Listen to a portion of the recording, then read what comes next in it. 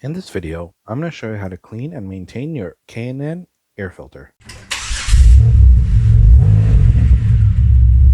Don't forget to check out the clip at the end of the video for more information on the channel.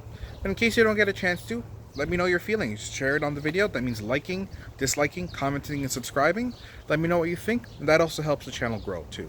So, what do you need to get this job done? Well, nothing more than a K&N filter kit. And you'll also need to maybe get access to your air box. Now, most air boxes just have clips you turn up. Some of them may be screwed in and you have to undo the screws. So aside from needing the filter kit, which has both the oil and the cleaner, you just need to be able to get access to your air filter. And that's it. All right, so next thing you should do is inspect your filter. This does a few things. So you can see the filter here. You can see some buildup on here. You've got some black that's showing up on here. It's a little buildup of soot, oil, dirt, everything that's coming through. You can see there's some contaminants as well, some dust and everything like that, grass, dirt, anything may be built up in there. The other side shouldn't look too bad if everything is looking well. This is the exit side, and this is the entrance side. So you want to make sure that everything looks as clean as possible. Now, sometimes, like this one's a pretty obvious one. You look at it, you can barely see any of the red or anything from the oils. It's mostly dark. So you can tell this needs a good cleaning. It's not too bad, actually. I've seen far worse, but it is due for a cleaning. Now, sometimes, though, you may take this out, and you won't see a lot of this contaminants, or it may even not be too discolored. One thing you can do is hold it up into the light. You should be able to at least see fairly well through this. Not obviously not see-through. It's not see-through. It's not transparent. But the light should come through. So you want to be able to do that as well. To give you an example of what I mean, let's just hold it up. You can see there. Now, that's not too bad. But I've seen sometimes where you'll get stuff that'll build up inside here, and then you hold it up and you can't see through. That's another indicator. So it may look clean, but when you look through, it's not very transparent. Like you can't see through it, and that's a problem. So you want to make sure that that's also cleaned out as well. Okay, so now, depending on the condition and everything like that, you can just sometimes shake it out. But if not, you can use just a soft bristle brush or something like that and try and go through it. I'm not going to do the whole filter, obviously, you get the idea. But you can run it through and try and clean up as much of the contaminant as you can before going in and spraying it down. You want to get off as much as you can, right? You see what's coming out there as I tap it. Right? I'm going to do some more, obviously, but you want to get as much of the contaminants, because if you wash in the contaminants, you could embed that in further into the element. So you want to make sure you're actually doing what you can with getting out as much of any of the buildup or anything out of there. Get it as clear as possible before you spray down. All right, so now they've cleaned off all the contaminants and everything like that, before we go forward, I feel I should just mention to you that you want to do this on a moderately warm day. It should be at least a good temperature. Even if it's hot, that's okay. You don't want to do it too cool a day. Primarily because you will need this to dry. So right now, I'm doing this in my shed area. It's actually not a bad day today. So when you do the spraying and everything, you definitely don't want to spray when you're putting on the cleaners and stuff. You don't want to spray in the heat. So you want to spray it down, leave it to, soak in and everything like that when it's not in a shaded area. When it comes to time to let it dry, aside from, shaking it out, we'll go through that in a bit, you do want to leave it in the sun and let it dry naturally. Don't use any air tools or anything like that to try and dry it out. I'll also show you that just from scrubbing it, you can see my nice white brush just got a little bit of buildup on everything like that. That's perfectly normal, but just to give you an idea of just like scrubbing it while you're removing, because this could further embed in there or make cleaning even a little bit harder. So why do that? Give it a nice little, brush out everything before. That said, we're going to go right to the cleaner now. So you want to spray pretty liberally. Cover it as much as you can, as best as you can. You don't want to leave any dry spots or anything. And then you want to leave it for about 10 minutes. Warning to you guys, if this is your first time doing a K&N filter, your fingers will hurt with these pumps. So just the way they are. The oil's not so bad, but this is. So you really want to get in there. Kind of overlap as you go. So you see I sprayed here. When I'm spraying, I'm not moving too far out. I'm kind of overlapping it just to make sure I get good coverage.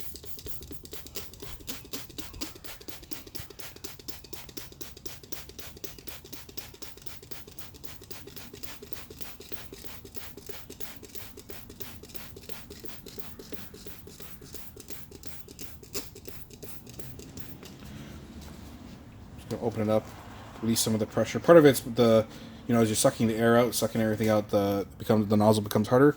Quick tip for you, just open it up, release some of the air pressure in there, and then go in and it'll be easy to pump again. So I'm just going to go over it a little bit this way. You don't have to go too crazy on it. You want good coverage.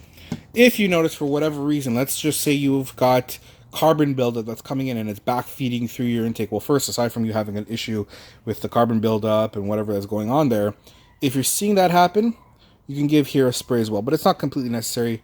When you have it like this and it's running through, it'll soak through all the way as you spray it on and everything. If you spray it liberally enough, it'll do what it needs to. But if you see there's buildup on the back, you can spray the back as well. So after this is done, you give it about 10 minutes, let that soak and permeate through, then you rinse it out with water. All right, so we're gonna go ahead and rinse it out right now. So you just have to, you don't need anything hard. Don't go power washing or anything like that. Just a simple shower setting like this will suffice. And so we just begin by rinsing out. I'm gonna rinse from the top down like this. And you're gonna see what comes out as you rinse. If the cleaner has done its job, you should also see, I don't know if you can tell from there, but you should see a lot more, not much of the oil should be coming through there. You should be seeing a lot of white and stuff from the old oils being washed out.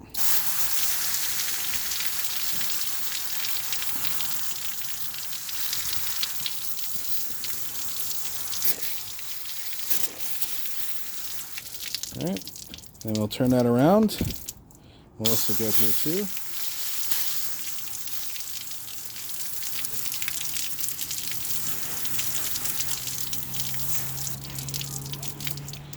Okay, put it down. Now once done, give it a good shake at first.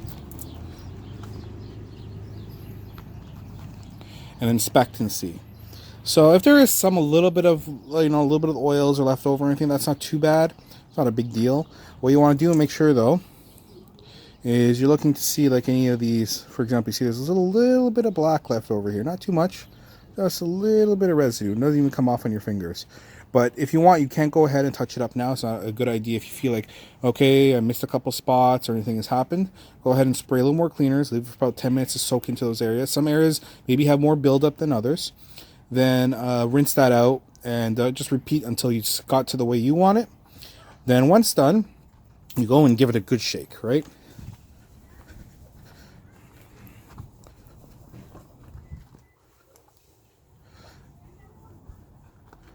You don't have to go crazy with it. Moving it back and forth while you're doing it as well helps. Once it's good and you pretty much got most of the water off and everything like that, you can go ahead and take a dry microfiber.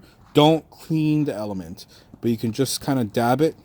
Get a little bit of extra water if you want. Just like that. I'm not going to bother with it. This is actually pretty good. It's pretty much almost dry. But if you feel like, okay, it needs a little bit more drying or the day's not terribly warm or anything like that, you could definitely do that.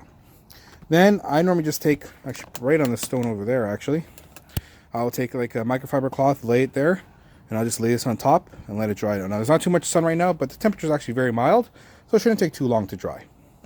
Okay, so now it's nice and dry, right? You've checked both sides, make sure it's completely dry, and you're ready to spray. Now I have a very constant debate of which side you should spray first. Should you do it from the side that's the output, or should you do it from the input side, the side that air comes in? Truth be told, it really doesn't matter. Some of you may argue that, some of you who may know, but really it doesn't, because if you look, these are fin splines that run across here. Whether you spray it this way, it's still going to soak through the other side. When you spray it the other way, it's going to soak through this side. And honestly, if there's any changes to performance, and trust me, there isn't, but if there is, it'd be so minimal, it doesn't matter anyways. So I personally just spray from the side that faces that's the output side, where the air comes out of. But it's entirely up to you, and honestly, doesn't matter too much. So when you're spraying now, it's all about smooth, even motions, overlapping. Don't stay in one spot too long. You want to be nice and smooth and even. Once you finish spraying, you get a cloth or anything and just clean up a little bit of the overspray. Let it set for about 20 minutes. Once it's done, inspect both sides and check and see if there's any white spots. There should be no white spots, like how you have some, see it patched out through here and there and everything like that. Truth be told, this probably could be used a little bit more clean. I didn't bother to do it, but you could probably clean it out if you want to get all the oils out there. I'm not going to bother though, don't really need to. but doesn't hurt if you want to. So anyways, you start. Okay.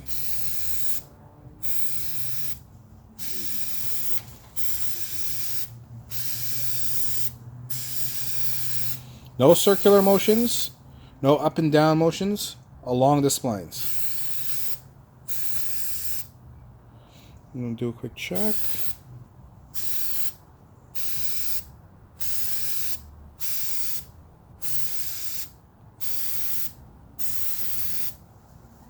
Okay. Now you can see the buildup that's around there on the edges. Technically, you don't even really have to clean it if you don't want to, but I tend to. Don't want that drying up on there and everything. Also, it is worth noting that too much excessive oil can actually do some damage to the car, right? If you have too much oil that's built up or left, that's why you gotta let this dry properly and everything. It can actually get onto your mass airflow sensor, anything like that. I mean, the chance of it happening is very, very, very low. But you know what? You want to be safe than sorry. Clean up any excess. Make sure there's none left over. Sop up anything that's there. You want this to be as dry as possible when it goes in. You don't want that oils coming out, getting onto your mass airflow, going to the combustion chamber. You don't want none of that. But at the same time too, I mean, if you do it properly, it's going to be amazing. We know how these filters are. I've used them for years and they're fantastic. So, you know, it's just a matter of cleaning up any of the excess. And we're going to wait 20 minutes. We're going to spot check it. I'll come back to you. We'll spot check, see if there's any spots that need to be done. And then we'll go from there. Okay, so it's now been about 20 minutes and we're inspecting the filter. And it looks pretty uniform right across, more or less. The camera doesn't do it justice. Looking at it here, you can see that it's definitely all well saturated on this side. Now, however, when I do turn it over though, you can see the saturation hasn't gone through completely. So if this happens, other than spraying the other side, you can spray this side as well, which we are going to do right now. Now, of course, keep in mind that because you've already sprayed the one side, you don't need a whole lot. It doesn't have to be oversaturated. You just want to get the red uniform look on there as well.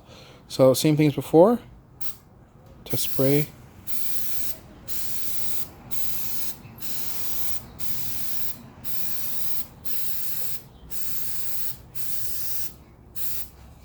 Okay, and we are going to leave that for a bit. Before I do, I'm just going to take a cloth.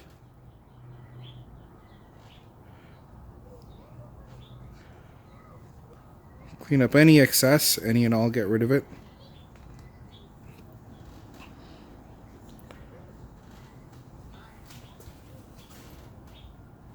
There you go.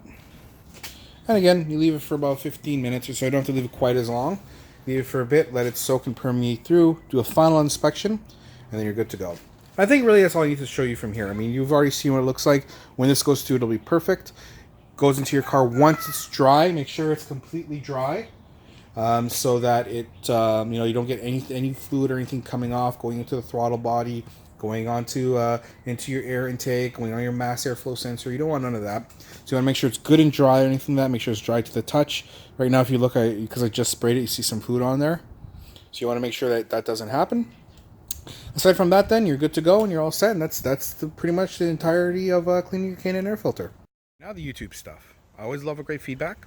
So make sure right off the bat to subscribe to the channel. Thank you very much. Now, if you like something on the channel, definitely like it. Give it that thumbs up. If you disliked it, thumbs down for sure. But let me know why. That's what the comment section are for. And whatever it is, if you like something, then I know it's working. And if you dislike something, then I know something didn't. But let me know why, so I can continue to build a channel and make it better for me and for you. Aside from that, commenting is great too. So if there's something you can do better, something you can do different, any tips for other viewers, I'm all about that too. So make sure to put that in there. If you have a question about something that's maybe not even related directly to the video, leave that for me as well. Other than that, I want to thank you very much for watching, and I will see you all in the next video.